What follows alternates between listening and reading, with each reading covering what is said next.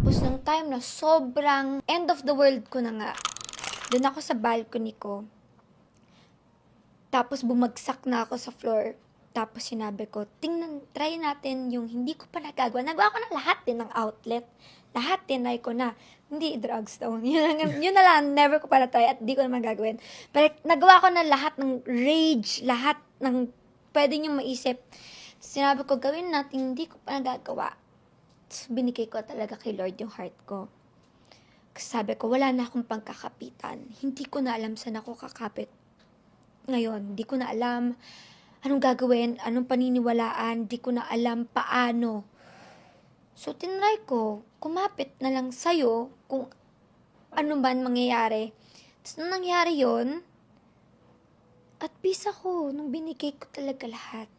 What was that moment like? Sobrang walang-wala ako. Hindi ko alam paano ma-explain yun. yeah. Sobrang walang-wala ako. Pero doon ako at peace. Nung umiiyak ako, lumuluhod ako sa kanya. Tapos sabi ko, ikaw na lang, bahala. Kasi yun nga, binigay ko na sa kanya. Pero sakit, sobrang sakit. Dala ko pa rin siya. Pero meron akong